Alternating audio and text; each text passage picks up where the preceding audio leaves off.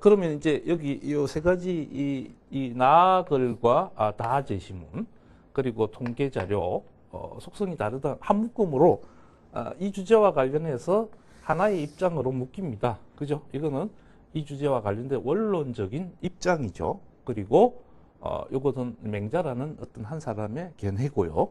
그리고 요거는 수많은 여러 나라 사람들이 살아가고 있는 객관적이고 현실적인 상황을 수치화시킨 것.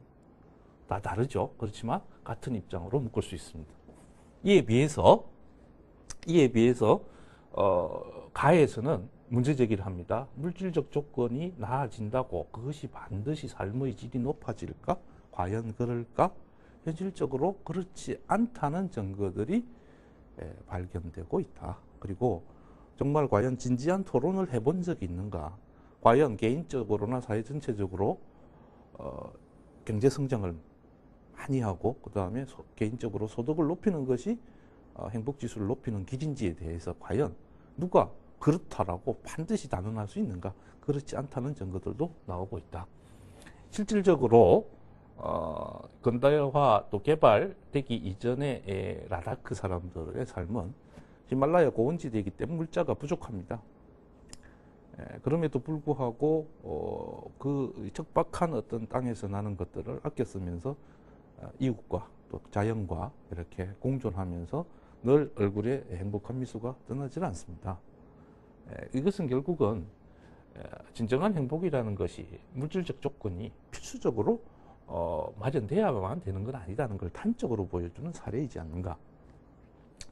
이 표 위에 보듯이 어쩜 이렇게 소득 수준과 행복 지수는 정반대일 수 있는가 라는 것을 이제 객관적인 상황 수치로 보여주는 겁니다.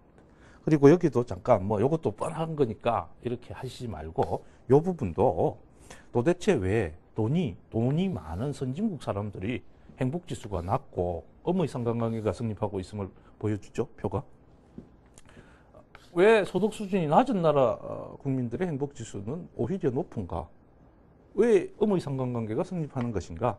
이런 부분에 대해서도 여러분들이 뻔하다 하고 생략하지 말고 언급을 해 주셔야 됩니다. 뭐 그렇지 않겠습니까? 소득 수준을 높이기 위해서 대한민국의 한강의 기적처럼요. 한세 30년 만에 양적으로는 세계 10위의 경제 규모를 가진 대국으로 성장을 했습니다. 한강의 기적입니다. 그런데 그 빠른 경제 성장은 너무나 많은 것들을 희생하게 했죠. OECD 국가 중에서 한국은 좀 이따 다루겠지만 자살률 1등입니다. 사람들이 희망을 가지지 못할 정도로 힘들다는 이야기죠. 애도 안 낳기로 1등, 저출산 1등이에요. 힘드니까 안 낳는 거예요. 그만큼. 그리고 OECD 국가 중에서 1년 내내 일하는 연간 노동시간 최고 깁니다. 우리는 그 압축 고도 성장을 위해서 너무나 많은 것들을, 삶의 질과 관련된 많은 것들을 희생했던 거죠. 그거를 항상 균형 있게 살펴봐야 될 것 같습니다. 어쨌든 소개를 또는 설명을 해줘야 되겠죠. 왜 소득 수준이 높은 나라의 국민들이 행복지수가 낮을 수 있는가? 그것은 소득 수준을 높이기 위한 자본주의 사회의 치열한 경쟁이 그들의 삶을 여유 없게 하고 각박하게 만들기 때문이죠. 그리고 처음에는 돈을 벌어서 행복해지려고 했는데 이 이제 수단하고 목적이 전도되는 거죠. 돈 벌기 위해서 인생이 다 가는 거죠. 그러면서 왜 사는가 하는 회의에 빠지게 되죠. 결국 이 소득을 올리기 위한, 그러니까 행복한 삶을 위한 수단으로서의 소득 향상을 위한 경쟁이 치열해지면서 원래 목적은 사라지고 행복한 삶, 자기의 진짜 진정한 행복을 희생시켜버리는 그런 상황이 바로 자본주의 사회에서 소득이 높은 나라 국민들의 낮은 행복지수에 대한 설명이다. 뭐 이런 이야기를 뻔한 거지만 좀 지적을 해주는 것이 자료 분석의 문제의 기본이다. 이렇게 말씀드리고요. 논지 예고에 따르면 이 주제와 관련되어서 이것을 두 견해로 나누라 그랬습니다. 이렇게 요거를 A 입장이라고 하고 요거를 B 입장이라고 합시다. 본인 의견에는 뭐냐라고 물었습니다. 그러면 이제 본인이 선택할 수 있는 거는 셋 중에 하나죠. A 쪽을 지지를 하면서 B 입장을 비판적으로 검토를 하든지, 아니면 B를 지지하면서 반대로 A 쪽을 비판적으로 검토를 하든지, 아니면 지금 이게 이러한 어느 쪽이 옳다 이런 문제는 아니다, 제3안으로 통합을 할 수도 있습니다. 애시다반은 이걸 한번 시도를 해본 거예요. 근데 여기서 어느 쪽을 선택하는가 하는 것은 채점의 기준이 되지는 않습니다.